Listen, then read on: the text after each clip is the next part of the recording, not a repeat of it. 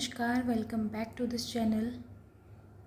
मेरा नाम आरजवी सिंह है और हम ये प्रोज़ की सीरीज़ को कंप्लीट करने वाले हैं। ये अपना 4th प्रोज़ है जिसको हम डिस्कस करेंगे अभी। ठीक है, तो 3 प्रोज़ डिस्कस कर चुके हैं, उसकी मैंने प्लेलिस्ट अलग से डाल दी है, आप वहाँ जाके इसको रिवाइज़ कर सकते हैं।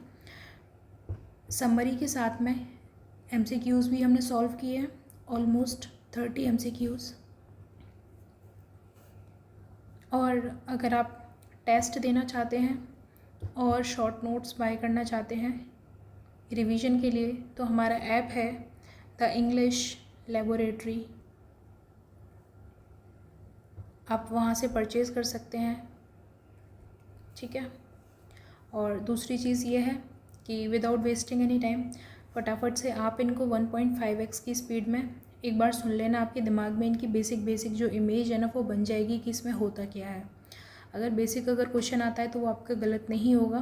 और वैसे तो टेक्स्ट पढ़ने की ज़रूरत होती है, लेकिन अभी क्या है, सिर्फ रिवीजन से काम चलाओ। और अगर किसी में इतनी क्षमता है, वैसे तो किया जा सकता है, इतने बड़े टेक्स्ट नहीं है प्रोज़ के, अगर कर सकते हो तो आप एक बार टेक्स्ट ज़रूर पढ़ लेना। ये रिवीजन क्लास देखने के बाद भी कर सकते हो आप। ठीक है, तो स्टार्ट करते हैं अपना मेडिटेशंस इन वेस्टमिंस्टर एबी। ये किसका है? जोसेफ एडिसन का वर्क है। लिटरेरी पीरियड कौन सा है? ये न्यू क्लासिकल एज से बिलोंग करते हैं और इस एज को किस लिए जाना जाता है? Age of reason. इनका ये वर्क किस में पब्लिश होता है? द स्पेक्टेटर 1711 में। ये किस टाइप का इनका वर्क है? रिफ्लेक्टिव है और मेडिटेटिव ऐसे है। इसकी मेन थीम क्या है? डेथ, मॉर्टेलिटी यानी नश्वरता, इक्वलिटी एंड मॉरल रिफ्लेक्शन। तो देखो एक बार ब्रीफ समरी देख लेते हैं, बाकी इसको डिटेल में भी हम कवर करेंगे। एडिसन विजिट करते हैं कहाँ पे? वेस्टमिंस्टर एबे, when ever he is in a serious and a reflective mood. जब भी क्या है वो थोड़े से सीरियस होते हैं तो वो कहाँ पे चले जाते हैं? वेस्टमिंस्टर एबे में। Walking among Tom's, Graves, monuments and inscriptions, he meditates on the inevitability of death and the shortness of human life. He notices that most tombstones record only the dates of the birth and death, making all human achievements appear insignificant. यानी जो monuments होती हैं उनके ऊपर क्या सिर्फ birth और death की जो डेट होती है वो लिखी रहती है। तो यहाँ पे ये जो ऑथर है, जो राइटर है, इसको लगता है कि क्या फ़ायदा इतने जीवन में इतने सब कुछ प्राप्त करने का, सब कुछ क्या है ऐसे इनसिग्निफिकेंट सा फील होता है। He concludes that death treats everyone equally. जो डेथ होती है वो क्या है, सबको इक्वली ट्रीट करती है। डजेंट मैटर वो रिच है या पुअर है, या फिर किंग है या कॉमनर्स है, फेमस है या अननोन है। The essay encourages reader to live virtuously and avoid pride, jealousy and worldly ambitions. अब देखो इसकी मेजर थीम्स देख लेते हैं। Mortality of human life, life कैसी है? टेम्परेरी है और every person must die. Equality of death को बताया, death makes no distinction between kings and beggars, यानी राजा और रंक में जो मृत्यु है कोई भी भेद नहीं करती है। Vanity of human ambitions, fame, wealth, power and social status are ultimately meaningless before death. जो मृत्यु है उसके सामने सब सारी चीज़ें क्या होती हैं? एकदम व्यर्थ होती हैं, मीनिंगलेस होती हैं। मॉरल रिफ्लेक्शन क्या है? The essay inspires readers to lead a virtuous and meaningful life. एक मीनिंगफुल लाइफ जीने का मैसेज देती है ये जो वर्क है। Religious and philosophical thought, Addison reflect on life, death, eternity and human destiny. अब कैरेक्टर स्केच ऑफ एडिसन देखते हैं। ये सीरियस और थॉटफुल हैं, तभी कहाँ पे जाते हैं? ये वेस्टमिंस्टर एबे में जाते हैं। फिलोसॉफिकल थिंकर है, मॉरल टीचर है, सेंसिटिव ऑब्जर्वर है, ये अब यहाँ पे जाके इन चीज़ों को ऑब्जर्व करते हैं। ये ह्यूमैनिटेरियन एंड रेशनलिस्ट। रेशनलिस्ट का मतलब है एकदम जो लॉजिकल थिंकिंग जिसके पास होती है, जो सही और गलत में भेद कर सकता है। नेक्स्ट, लिटरेरी फीचर्स, ये एक रिफ्लेक्टिव ऐसे है, फिलोसॉफिकल टोन है, मॉरल टीचिंग है। इसमें डेथ के बारे में बताया कि वो इनएविटेबल है। Vivid imagery of Graves and monument का इसमें यूज़ हुआ है। अभी आप देखोगे ना तो आपको पता चलेगा कि आपके दिमाग में इमेज बन जाएगी। Elegant and simple prose style है, use of irony and satire का इसमें यूज़ हुआ है। Death is impartial and universal, human glory is temporary. जो ह्यूमन की जो ग्लोरी है वो क्या है? टेम्परेरी है। All man became equal in the grave, जो ग्रेव होती है, कब्र होती है, उनमें क्या है? व्यक्ति क्या है? इक्वल हो जाते हैं। Virtue is more important than wealth and fame, life should be lived with humility and wisdom. अब इसका सेंट्रल आइडिया क्या है? Death is a great equalizer, all worldly distinctions disappear before death. मतलब डेथ के सामने क्या है, जितने भी जो भेद होते हैं, मतलब मतभेद होते हैं, वो क्या है, बराबर हो जाते हैं, ख़त्म हो जाते हैं. Therefore people should live with humility, morality and wisdom. Meditation in Westminster Abbey is a reflective essay in which Joseph Addison visits Westminster Abbey and concludes that death is inevitable, all human beings are equal in death, and worldly pride is meaningless. Joseph Addison का work है new classical as, Spectator 1711, reflective ऐसे है और इसके जो main themes हैं. अब देखो हम डिस्कस करते हैं इस ऐसे को कि होता क्या क्या है. देखो सबसे पहले देखो वेस्टमिंस्टर एबे है ना, यहाँ पे कौन जाता है, ये जो अपना राइटर है, क्या नाम है, जोसेफ एडिसन. वो कहाँ जाता है, वेस्टमिंस्टर एबे. अब वेस्टमिंस्टर एबे क्या है, ये ना एक लंदन का एक बहुत ही फेमस और पुराना चर्च है, जहाँ पे क्या है, जो ब्रिटेन के जो बड़े बड़े किंग्स हैं, क्वींस हैं, ठीक है, पॉइट्स हैं, हीरोज़ हैं और सोल्जर्स हैं, उनको क्या वहाँ पे क्या किया गया है, बरी किया गया है. बरी मतलब दफनाया गया है.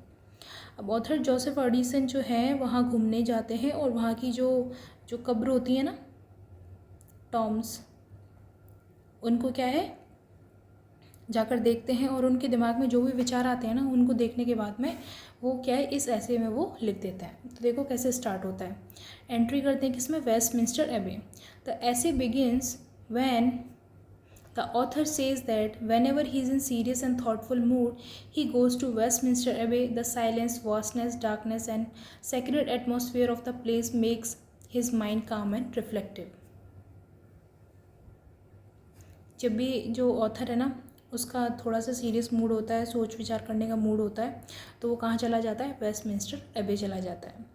अब वहाँ है ना एकदम क्या है, साइलेंस है यानी सन्नाटा है, विशालता यानी वास्टनेस है, और क्या है उधर, डार्कनेस है यानी अंधेरा है, और एकदम कैसा है, सेक्रेड एटमॉस्फेयर यानी पवित्र माहौल, जो माहौल होता है वो है.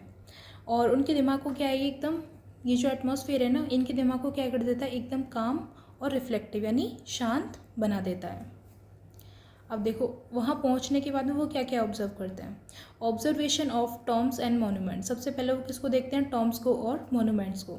ही वॉक्स among the tombs, graves, monuments and memorials.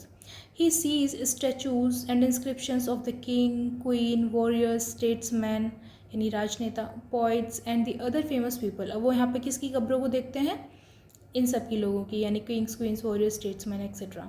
These monuments are built to preserve the memory of their greatness. और ये किस लिए बनाए गए, उनकी जो ग्रेटनेस है यानी जो उन्होंने जो भी महान कार्य किए उनको प्रोटेक्ट करने के लिए. अब फिर उसके बाद में क्या करता है, वो इंस्क्रिप्शंस को रीड करता है. इंस्क्रिप्शन यानी इस तरीके की जो पत्थर पे जो लिख दिया जाता है ना, डेथ हो जाती है तो एक स्टोन लगा दिया जाता है, उसको बोलते हैं. He reads the inscriptions carefully. He notices that most of them contain only the name of the person and the death of birth and death.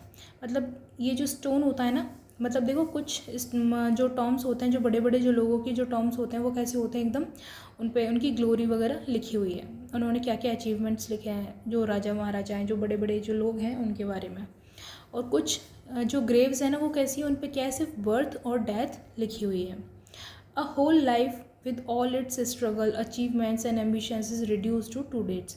अब देखो इस जो ये जिस भी व्यक्ति की यहाँ पे जो स्टोन लगा हुआ है, उसने सोचो लाइफ में कितना कुछ अचीव करने की कोशिश की होगी, मगजमारी करी होगी, कितने लोगों से उसने पंगे लिए होंगे, लेकिन वो जो स्ट्रगल थे, जितने भी अचीवमेंट्स थे और जितनी भी एम्बिशंस यानी आशाएँ थी, वो क्या हो गई, सिर्फ इन 2 डेट्स में सिमट कर रह गई. Reflection on time. He reflects on the power of time. किस पे रिफ्लेक्ट करता है वो, सोचने विचारने के लिए बोलता है, किस पे, power of time.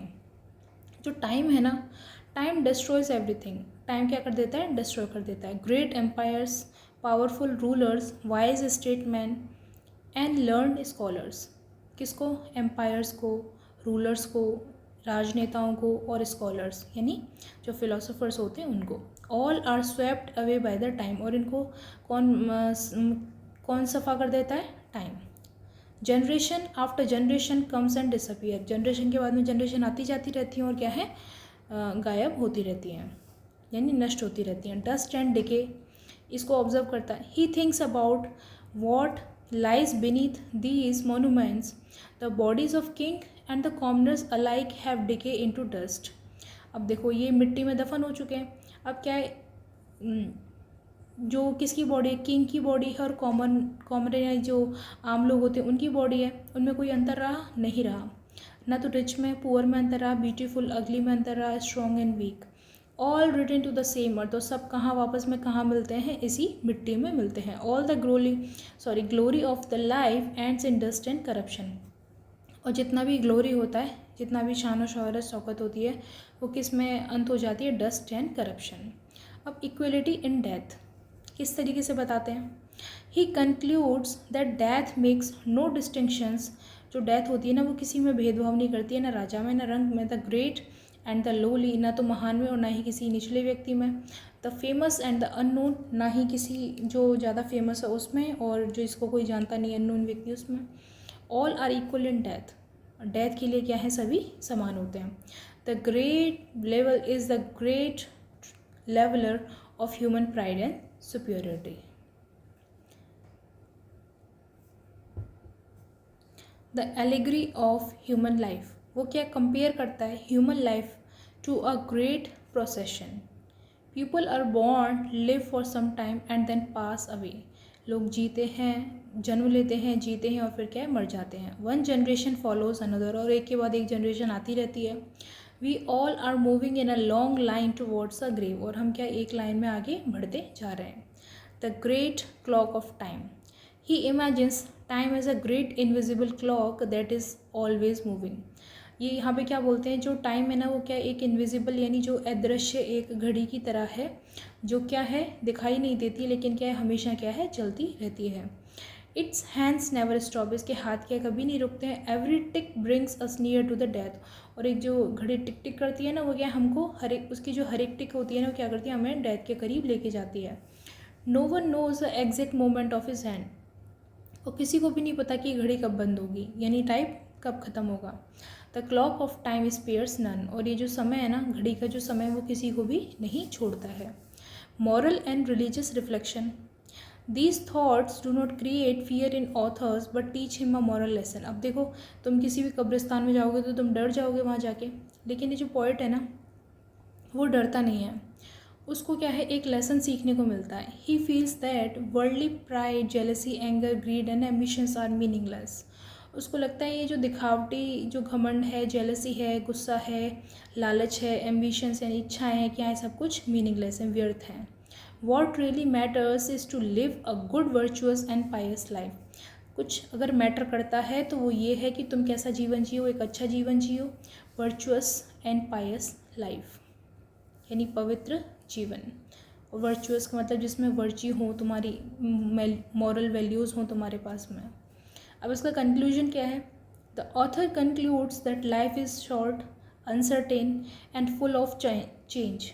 Since death is certain and is the destiny of all, we should avoid pride and selfishness